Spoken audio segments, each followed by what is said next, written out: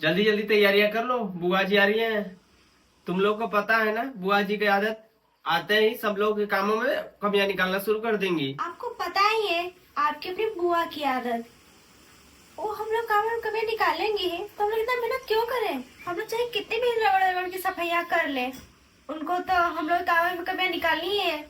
इसलिए हम टेंशन लेना छोड़ दिए हैं। ये क्या बात हुई नीलू?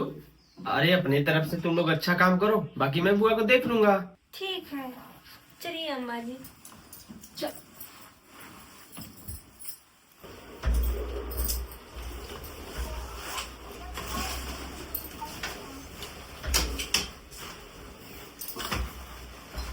जब आती है तब क्यों नजर टिका देती होगी सफाई पे। मैं ऐसा नहीं चमकाऊंगी ना जो शिकायत को मौका नहीं दूंगी।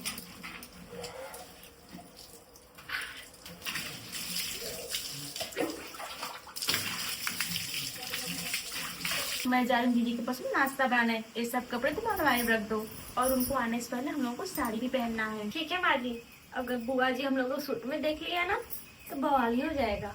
और हाँ, सिंपल साड़ी पहनना, उन्हें चमक धमक साड़ी बिल्कुल पसंद नहीं। और 6 महीने बाद जी आ रही हैं। जब नोएडा में रहती थी तो हमारे यहाँ हर महीने में गुड़गांव आई जाती थी। अब उत्तराखंड में शिफ्ट हो गई है ना, बहुत दूर से आ रही हैं जी। फटाफट चल के नाश्ता बना लेते ना, लेट हो जाएगी। हाँ माँ जी।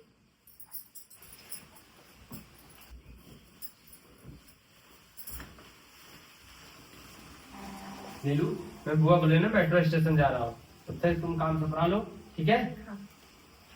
जल्दी काम सपरा लेना। ठीक है।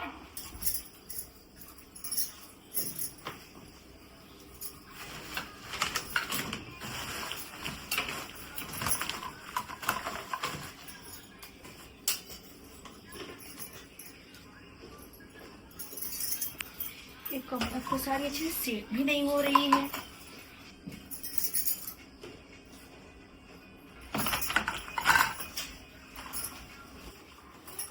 माँ जी जल्दी करिए, बुआ जी आने वाली हैं। तूने साड़ी पहन ली ना बहू? हाँ माँ जी, पानी ली हूँ। तुम्हारी बहू का साड़ी पहनना तब आएगा ना भाग्यवान, तुम उससे साड़ी पहनना तब कहोगी जब तुम खुद सूट छोड़कर साड़ी पहनना सीखोगी। क्यों, सच कहा ना भाग्यवान? ऐसा है ना, औरतों के साड़ी सूट पर ज्यादा दिमाग मत लगाइए। जाइए अपने बहन के स्वागत की तैयारी करिए। फूल माला वगैरह मंगवा लीजिएगा, नहीं तो पिछली बार की तरह मुंह फुला के चली जाएंगी आपकी बहन। घर तो बड़ा साफ सुथरा लग रहा है भाभी।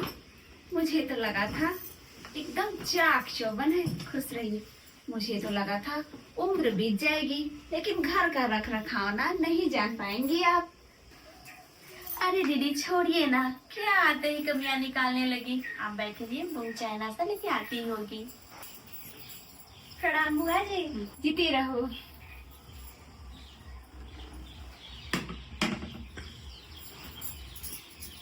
सदा सुहागी रहो। बुआ इतने दूर से आई हैं, आपको कोई दिक्कत परेशानी हुई नहीं ना?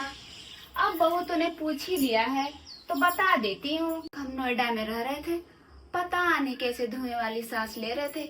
जब से उत्तराखंड में रहना शुरू किए हैं, हम तो 2 घंटे के लिए भी दिल्ली आ जाते हैं तो हमारा तो दम घुटने लगता है। ऐसा लगता है जैसे सांस ही नहीं आ रही। हम लोग को तो बराबर सांस आ रही है, आपको क्यों नहीं आ रही है? हाय राम बुआ जी, कहीं आपको अस्थमा की प्रॉब्लम तो नहीं हो गई? सत्यानाश, अस्थमा हो हमारे दुश्मनों को। मैं तो तुम्हें बता रही हूँ यहाँ का वातावरण। वातावरण तो ठीक तो है जी, क्या दिक्कत है? अरे भाभी, बहुओं पे राज चलाने के अलावा भी थोड़ा देश दुनिया की जानकारी रखा करिए। वैसे आप जान कहाँ पाएंगी, कभी शुद्ध हवा पानी लेंगी तब न जान पाएंगी। एक हमारे पहाड़ों की हवा है, वाह वाह, ऐसी मीठी मीठी ठंडी ठंडी हवा आती है जैसा लगता है भगवान खुद छन्नी लेकर छान कर भेज रहे हैं वो। तुम लोग यहाँ ऐसी चला चला कर ठंडा करते हो अपने आप को, हमारे यहाँ तो भगवान खुद ऐसी चला रखे हैं। इतनी ठंडक है कि क्या बताएं। हमारी तो इस चिलचिलाती गर्मी पसीने सबसे मुक्ति हो गई। वैसे बुआ जी, आपको हमारे घर की साफ सफाई से कोई दिक्कत नहीं हुई ना? इस बार की साफ सफाई हम दोनों अपने हाथों से किए हैं। ठीक है बेटा, अब इतना छोटा घर है तो कोई कितनी भी सफाई कर लेगा, सामान तो कहीं ना कहीं रखा ही जाएगा ना। मैं सब समझती हूँ बेटा, इसमें तेरी गलती नहीं है। एक हमारे पहाड़ों के घर है, चाहे कितना भी सामान रख लो, कहीं भी रख लो, मजाल है कि घर में भीड़ भाड़ नजर आए। और कमरों का इंटीरियर ऐसा है कि देखोगे तो देखते ही रह जाओगे। और सभी कमरों में अटैच बाथरूम है। और वहाँ के खाने पीने की चीजों के बारे में तो मैं तुम लोगों से क्या ही बताऊं। वहाँ की सादा पानी से भी दाल बना दोगे ना तो ऐसा स्वाद आता है कि उंगलियां चाटते रह जाते हैं लोग। कहाँ तुम्हारे दिल्ली में ये सब नसीब है। कहाँ वहाँ की नीले पानी की कलकल करती नदियाँ और यहाँ गटर की तरह बहते नाले। कोई कंपैरिजन ही नहीं है बेटा। हम तो कभी कभी सोचते हैं पता नहीं क्यों हमने सारी जिंदगी यही नोएडा में रह के बर्बाद कर ली। एक बात बताओ बुआ, पहाड़ों में बस जाती सालों पहले तो फूफा जी नौकरी कैसे करते? उनकी नौकरी तो दिल्ली में ही थी ना। उसके बाद रिटायर हुए तब आप बस गए पहाड़ों में। पहले दिल्ली में आलीशान फ्लैटों का मौज करवाया फूफा जी ने आपको। अब उनका रिटायरमेंट का पैसा मिला है तो मौज करा रहे हैं पहाड़ों में। चुप कर नालायक। इसमें एहसान करने जैसी क्या बातें हैं। हमने सारी जिंदगी तेरे फूफा के साथ काली की, उसका क्या? बिना पगार के होती है बेबी नौकरानी, 24 घंटे चाकरी करती, जब जाके शाम को 2 रोटी नसीब होती है। तुम्हारे फूफा जी ने कोई एहसान नहीं किया हमसे शादी करके। साधना देवी के लड़कों की कमी नहीं थी। छोड़ो ना जीजी, अभी बच्चा है, क्या बच्चों की बातों में आप आ गई। अच्छा ये बताइए कैसा है आपका पहाड़ों का ससुराल? हमारी तो उम्र बीत गई और आपके भाई साहब कहीं हमें घुमाने के लिए नहीं ले गए, बस टीवी में ही देखे हैं आज तक पहाड़। अरे भाभी, इतना बड़ा फार्म हाउस बनाया है किसके लिए? हम तो कहते हैं कि 10-15 लोगों की आइए लेके आप हमारे यहाँ। कैसे बात करी है जीजी, हम लोग पूरे परिवार आके आपके घर धावा बोल देंगे तो आप कहीं संभालेंगे? अरे भाभी, इतना बड़ा फार्म हाउस बना है और रहने वाले कौन? हम लोग 3 जने। मैं तो कहती हूँ एक बार अपने दोनों बेटी दामाद सबको लेकर आइए।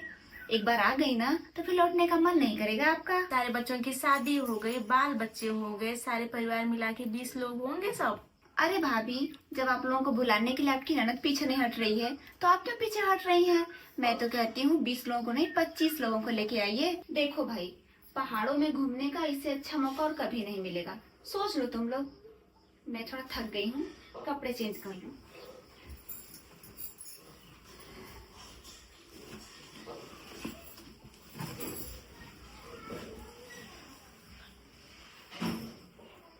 हाँ माँ, मेरी तो जिंदगी ऑफिस से घर और बच्चे की स्कूल इतने भी समेट गई है। इससे अच्छा मौका नहीं मिलेगा। चलो ना माँ, घूमने चलते हैं पहाड़ों में। बात तो सही करके गई है बुआ जी। हम लोग इससे अच्छा मौका नहीं मिलेगा पहाड़ घूमने का। और बच्चों की छुट्टियां भी तो हो रही हैं। उनकी छुट्टियां खत्म होने से पहले लौट आएंगे। चुप चुप चुप करो। तुम्हारे बुआ जी अच्छी नहीं है। तुम्हारे मामा जी गए थे ना घूमने, 2 दिन रहे, फिर आते समय फार्म हाउस का जो बिल था वो पूरा दे दी कि भर के जाइए पूरा किराया। क्या? जो हवादार फार्म हाउस की बात कर रही थी उसका बिल ही है बुआ जी?